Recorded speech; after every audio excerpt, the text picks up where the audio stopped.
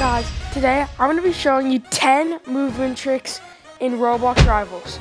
Progressively getting better and better, starting with number 1, pausing jumps.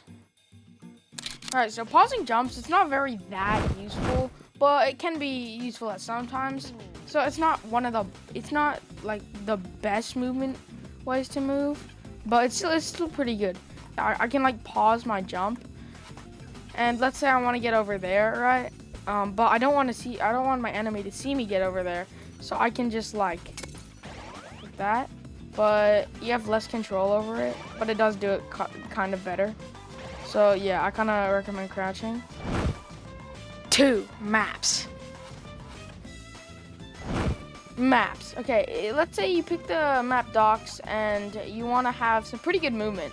Well, I like to like go between these windows here, especially, and kind of juke my enemy out. For example, enemy there, hit. Go back. He's right there, looking the other way. Go, and then kind of juke him out because he thinks I'm gonna go back there. So hit, and then boom, you can get like a bunch of damage with that, and it's very good. Number 3, trowel jumping. Okay, so trowel jumping is very useful, but it's not like the best thing in the world. Like, I would definitely do it if I'm trying to get good movement, but otherwise I wouldn't use it every single round. So for example, let's place a trowel here. And if you go into the second one like that, didn't mean to do that. I go on the second step, flick my mouse up. Well, let's just try it again. Oh, come on. See, yeah, I got some height. See how that could have hit? Well, it didn't, but that's only because if you go on trowel while jumping, it doesn't actually hit. See, I'm basically hitting him, and it's just not hitting. Like, let's get this again. Boom. You saw that was straight on his like forehead, and it just like didn't do anything to him. Which is why trowel jumping does have a disadvantage in that point. But otherwise, it's good for getting some movement. If you do it too high, though, it is an easy target for your opponent to hit you. 4, quick switch. So let's say, boom. Okay, my enemy's right there. Let's just say I don't know where he is, but I just want to try finding him. Let's say I'm walking about here with my sniper. I'm like walking, trying to find my enemy. Oh wait, that's my enemy. Yeah, okay, so it takes longer than if you're to be like, okay, where's my enemy at? With the daggers, get incredibly good movement. Oh, that's my enemy. Boom. Very unpredictable, and you can easily snipe your enemy if you do that. So, yeah. 5, chainsaw and daggers. Alright, even if you're like an OG of the game, and you've been playing the game for a very long time now, you might not even know this trick. But if you see the chainsaw, when you right click, you can get loads of speed, right? But that's not all. If you use the daggers with the chainsaw while sliding and jumping, your speed and your like flight can go crazy. For example, if I'm here, right, and I want to get to there, I think I could do it. So chainsaw and jump. Okay, I sold there. So let's say I'm here, boom. Switch to my daggers. Look at my movement. It's so good. And if you combine that with the bow, the daggers, the chainsaw, and the satchel, your movement could be actually crazy. Any bouncy pad, you can like go like this, switch to your daggers, get incredible movement with your bow and your satchel, which I'm terrible at doing with bad ping. But yeah, you can get incredible movement with it and absolutely obliterate your opponents and like break their ankles like crazy. 6, parkour with the daggers. Alright, so we're on to parkour with the daggers, but I want to just state something. Never be out in the open when you're using only daggers, because you're about to get obliterated. When you do throw it, it goes down a little bit. It has a little bit of drop, so I would just like kind of circle around objects, do 360s, have some fun with it. Once you get the hang of it, it is so fun to play with. So yeah. 7, slide jumping. Alright, so we're on to slide jumping. So this isn't very new for most people, but it's basically just sliding and then jumping, sliding then jumping, sliding then jumping, sliding then jumping. You get the point. It's literally just sliding and jumping. That's it.